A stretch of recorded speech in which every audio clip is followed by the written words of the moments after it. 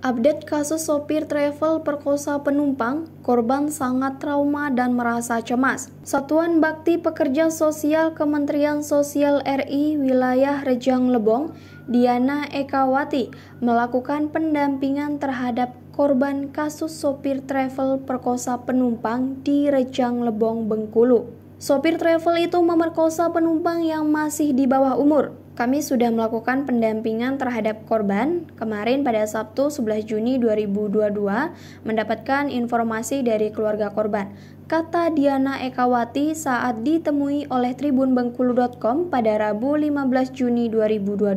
Lanjut Diana, korban mengalami trauma pasca kejadian. Anak merasa cemas, tertekan, dan penurunan kepercayaan diri pada diri anak atau korban, dan kami langsung melakukan pendekatan terhadap anak, ujar Diana Ekawati. Diana menjelaskan, korban merupakan anak yang pendiam, jadi korban sulit untuk menceritakan permasalahannya. Malam tadi pada 14 Juni 2022, kami sudah berkunjung ke rumah korban, melakukan konseling secara individu maupun kelompok, jelas Diana Ekawati. Diana juga menuturkan, dengan permasalahan ini, keluarga merupakan tempat terbaik untuk korban mengembalikan kepercayaan diri, memberikan pemahaman kepada keluarga agar tidak terjadi stigma seperti penekanan terhadap korban dalam artian menyalahkan korban, tutur Diana Ekawati. Jadi kita sudah berkaitan dengan kejadian di tanggal 11 Juni 2022 kemarin, itu sekitar pukul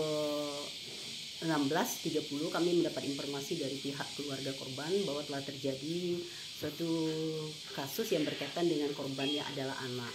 Dan ketika itu kita langsung merespon, menghubungi pihak penyidik apakah benar sudah ada masuk informasi kasus tersebut. Benar sudah masuk, saya langsung merespon ke tingkat penyidik, melihat sebatas mana perkembangan laporan itu. Ternyata memang benar-benar ada terjadi dari kasus yang berkonflik anak berkonflik dengan hukum pada anak yang berstatus korban. Nah, untuk korban sendiri saat ini kondisinya seperti apa? Kalau melihat kondisi anak saat sekarang ini, jelas anak itu mengalami trauma, anak merasa cemas, dia merasa tertekan.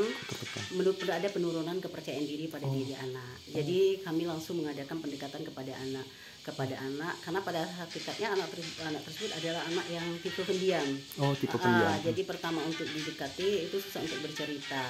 Tapi ketika kita mengadakan pendekatan dalam beberapa hari ini, termasuk malam tadi kami sudah berkunjung ke rumah anak korban sendiri dan sudah mengadukan konseling individu, dan juga saya sudah melakukan pendekatan konseling kelompok kepada keluarga. Kenapa saya melakukan pendekatan kepada keluarga? Karena pemahaman yang terlebih dahulu yang harus kita berikan yaitu penerimaan kepada keluarga, kepada anak ini sendiri. Karena untuk pemulihan anak yang dalam permasalahan penurunan kepercayaan diri dengan permasalahan ini, keluarga adalah tempat yang terpenting penerimaan ini.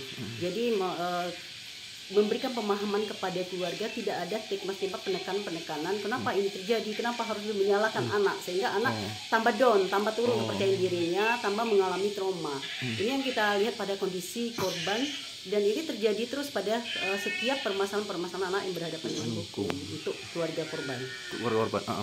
Nah, kalau boleh tahu yuk, ini si korban ini udah kenal apa memang pada saat itu baru kenal?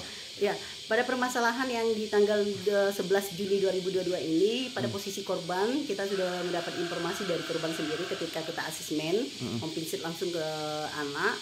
Itu kita secara kebetulan mendapat informasi bahwa anak tidak mengenal sama sekali pelaku tersebut. Dan benar-benar murni antara penumpang dan supir. Jadi tidak ada perkenalan sama sekali. Dan posisi dari lokasi tempat menumpang pertama sekali di Kota Lubuk Linggau ke posisi Rejang Lebong, anak berada di posisi duduk di belakang. Di belakang. Ketika terakhir dari penumpang diantar di